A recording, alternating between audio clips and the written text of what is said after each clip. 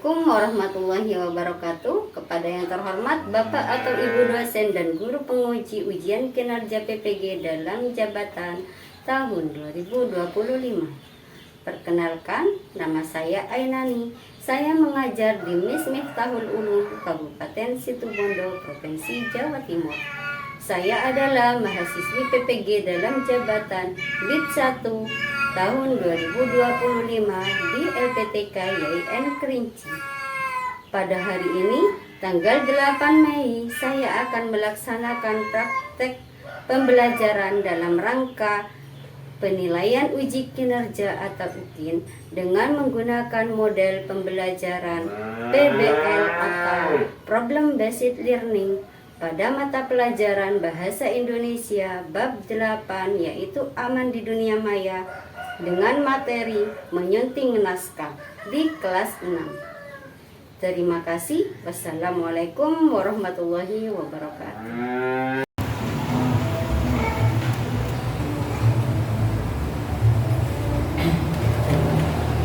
Assalamualaikum warahmatullahi wabarakatuh.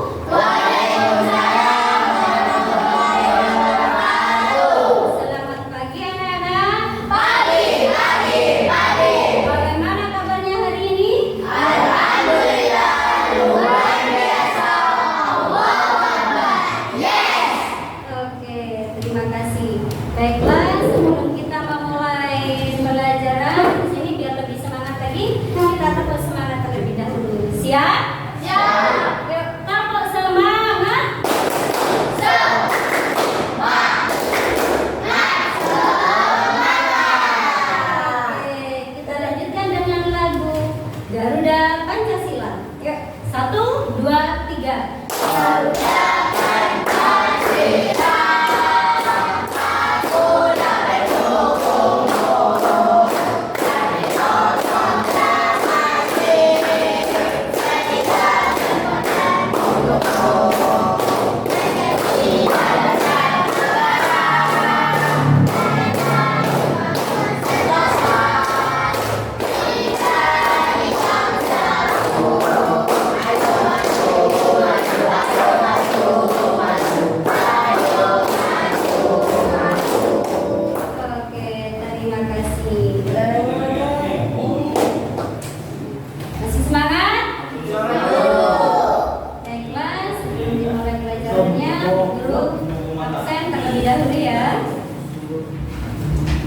Alvan Maulana, Andi, mana? Sakit ya? Ya, semoga yang sakit segera diberi kesembuhan oleh Allah agar bisa belajar bersama lagi. Hafizah Herul Lubna, Iim, Iktiran, Zainal Arifin, Revan, Sahbania Sirvin, Quratul Faiza. Baiklah anak-anak, selanjutnya sebelum Bu Guru memulai pelajaran, terlebih dahulu kita harus tahu apa tujuan dari yang akan kita pelajari pada pagi hari ini. Ya. Pelajaran pada pagi hari ini yaitu kita mempelajari tentang bahasa Indonesia dengan judul Aman di Dunia Maya. Nah, sebelum masuk ke pelajaran, terlebih dahulu yang harus diketahui adalah tujuan pembelajaran. Nah, adapun tujuan pembelajaran pada pagi hari ini yaitu peserta didik menjelaskan pengertian menyunting naskah dengan bahasa sendiri. Yang kedua, peserta didik mengidentifikasi pentingnya kegiatan menyunting naskah dengan proses penulisan. Dan yang ketiga, peserta didik menyebutkan minimal 3 aspek yang perlu diperhatikan dalam menyunting naskah.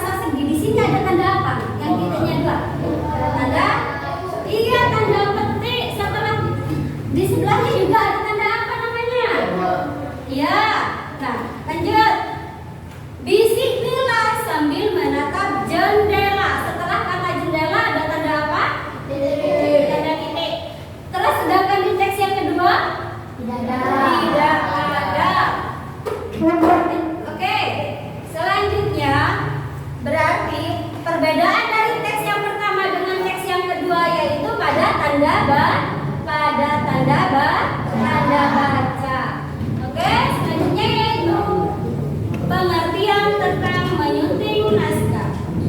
Menyunting naskah adalah kegiatan memeriksa kembali tulisan atau teks agar sesuai dengan kaidah bahasa Indonesia yang berlaku sehingga tulisan tersebut logis dan enak dibaca. Jadi tujuannya dengan menyunting naskah yaitu agar mudah dipahami sehingga pembaca itu tidak bertanya lagi, gitu ya. Selanjutnya, dengan demikian menyunting tulisan dilakukan setelah selesai menulis teks. Dalam menyunting teks terdapat 4 aspek yang perlu diperhatikan, yaitu aspek isi, aspek sistematika, aspek variasi kalimat dan kosakata, dan aspek ejaan tanda baca. Oke, jadi sebelum melanjutkan, apa katanya menyunting naskah, Nak? Menyunting adalah kegiatan memeriksa kembali tulisan atau teks agar sesuai dengan kaidah bahasa Indonesia yang berlaku sehingga tulisan tersebut logis dan enak dibaca. Iya, jadi tujuannya adalah agar apa? Enak dibaca. Nah, selanjutnya yaitu aspek itu terdiri dari berapa macam? Ada 4 macam. Ada aspek apa saja? Aspek isi, aspek sistematika, Ya, aspek variasi kalimat dan kosakata, oke. aspek ejaan dan tanda baca. Iya. Jadi yang kalian sebutkan barusan itu adalah macam-macam dari aspek. Aspek apa? Menyunting naskah. Bisa dipahami? Bisa, Bu. Oke.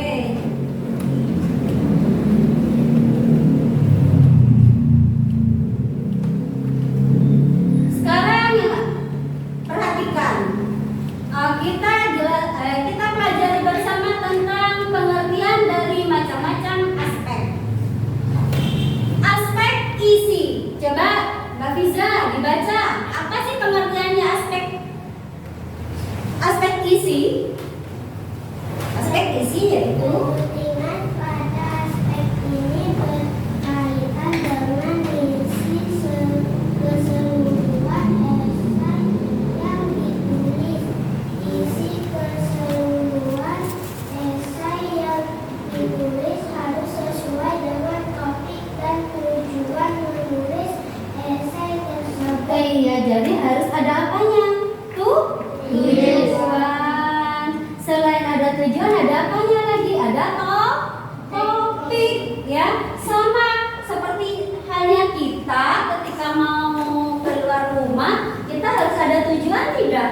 Iya. Terus tujuannya kita itu mau kemana? Kan seperti itu ya. Jadi sama pada penulisan naskah atau menyunting naskah, di situ juga ada tujuannya, ya.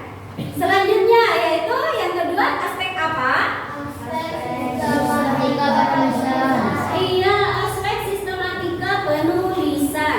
Apa yang dimaksud dengan aspek sistematika penulisan, Mbak Fiza? Mbak Iza? Pengertian pada aspek ini berkaitan dengan susunan argumen yang disampaikan. Argumen dalam esai harus disusun dengan jelas. Iya, harus disusun dengan jelas. Sama halnya kalian menulis buat kartu atau mau buat undangan ulang tahun kayak atau undangan apa lagi selain undangan ulang tahun? Iya. Apa? Iya, cemuncul kan kalau katanya bahasa Madura. Apa lagi? Undangan selain ulang tahun. Undangan apa? Hah? Iya, undangan tahlilan. Nah, di situ pada undangan di situ harus jelas tidak? Ada jamnya tidak? Iya, kalau tidak ada jamnya kita bisa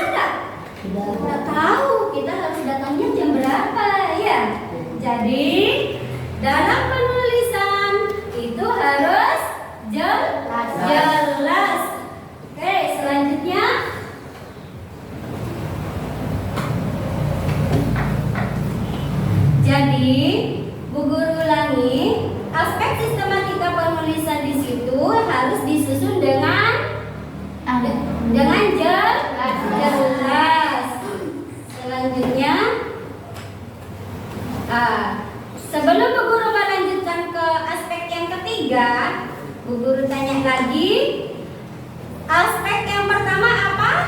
Aspek visi. Aspek yang kedua apa?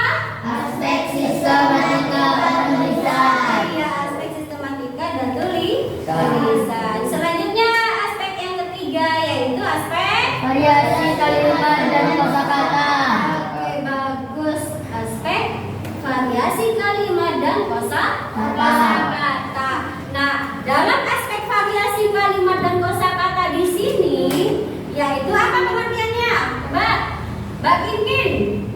Apa aspek variasi kalimat dan kosakata? Yang keras bacanya.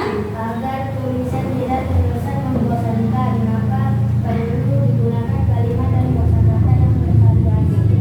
Jadi agar tulisan tidak apa katanya Nak? Tidak membosankan.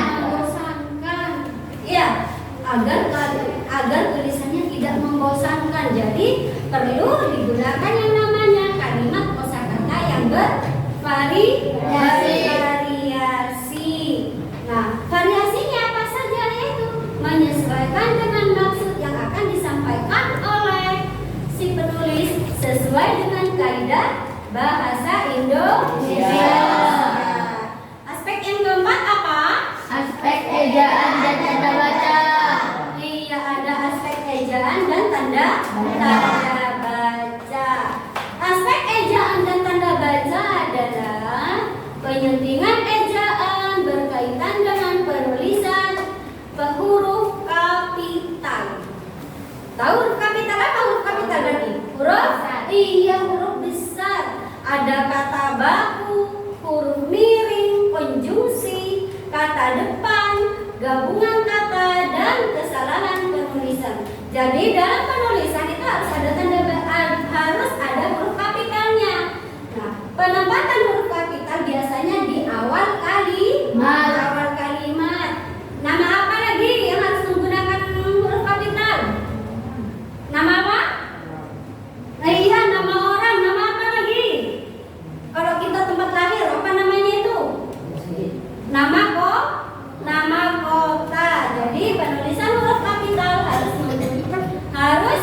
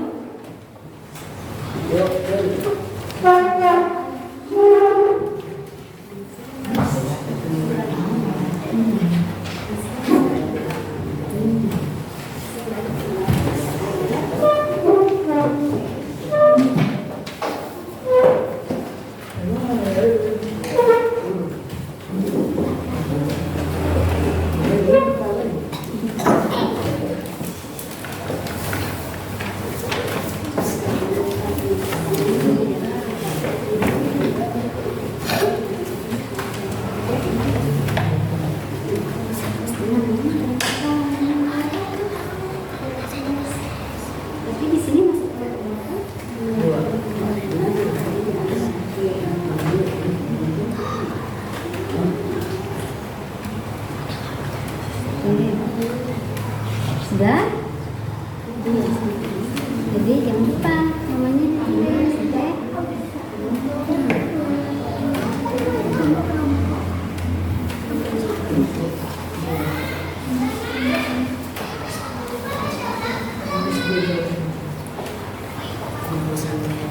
Yuk, bersama.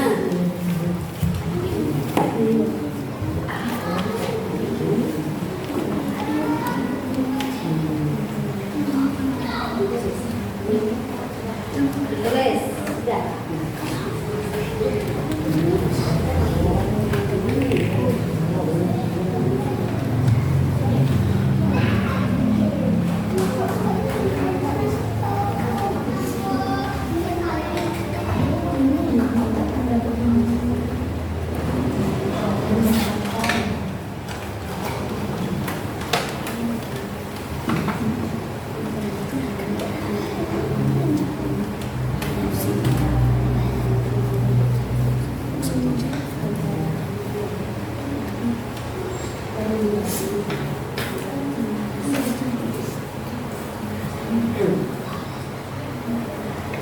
Jangan lupa namanya di sini namanya setelah nama ketua kelompok ini saja.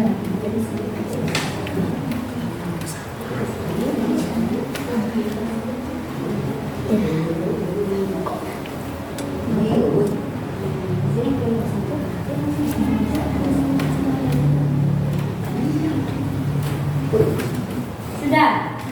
Sudah?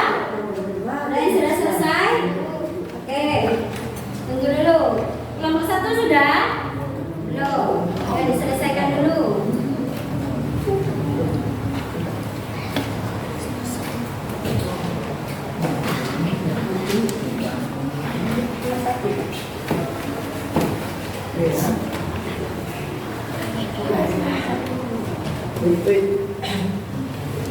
Sudah selesai?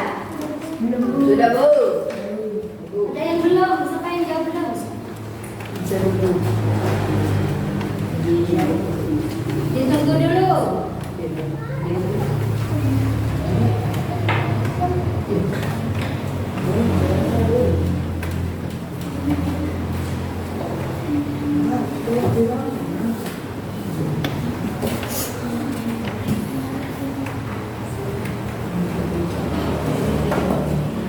Sudah? Sudah, Bu. Ya, coba diperhatikan di arahnya. Di sini tentang pengaruh media sosial terhadap perilaku anak. Pengaruh media sosial sangat berpengaruh terhadap perilaku anak atau pelajar, apalagi ketika media sosial dikonsumsi terlalu berlebihan.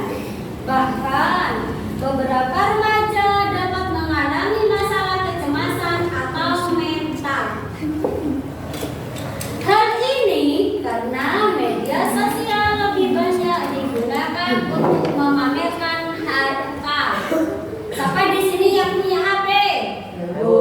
Punya semua. Ya. Nah, jadi ini yang dimaksud dengan dunia maya, ya. Dunia maya kita fokusnya sama HP. Lanjut.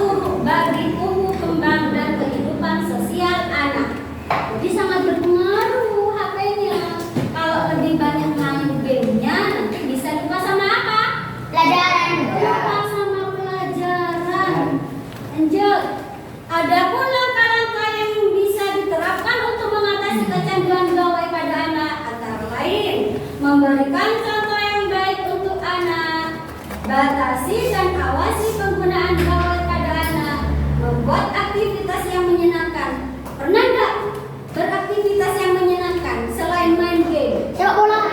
Iya, main apa? Sepak bola. Main sepak bola. Main apa lagi? Bulu tangkis. Main bulu tangkis. Kenapa Mbak?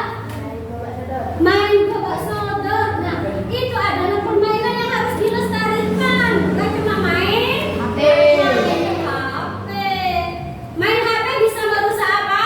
Mental. Mental. Selain merusak mental, merusak apa lagi? Mata. Ya. Oke. Sudah selesai semua? Sudah, Bu. Sudah. Coba Bu Guru minta kelompok 3 presentasikan. Yang dipresentasikan menyesuaikan dengan kelompoknya, nomornya ya. Berarti kalau kelompok 3 langsung dijawab nomor 3. Oke. Dampak positif atau baik dalam media sosial. Iya, apa dampak positif atau baik dalam dalam media sosial? Coba diperhatikan, katanya kelompok 3 apa? Mendapatkan informasi dan menjadi sarana hiburan. Iya, sebagai apa katanya? Dampak informasi dan sarana hiburan. Bagus, tepuk tangan untuk kelompok. Selanjutnya, kelompok 1. Coba dipresentasikan.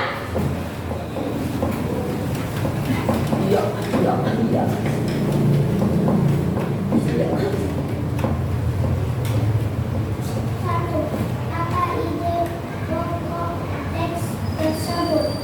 Ya. Pengaruh media sosial sangat berpengaruh terhadap perilaku anak atau remaja. Iya, sangat berperilaku pada apa?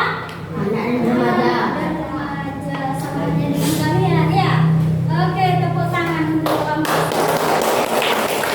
Selanjutnya kelompok 2. Coba kelompok 2.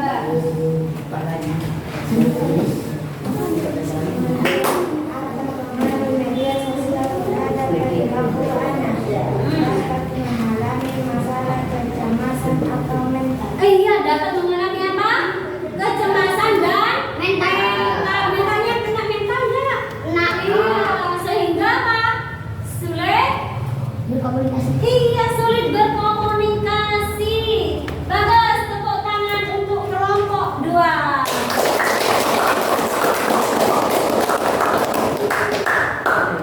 Masih semangat? Mana semangatnya? Bagus, tepuk tangan lagi.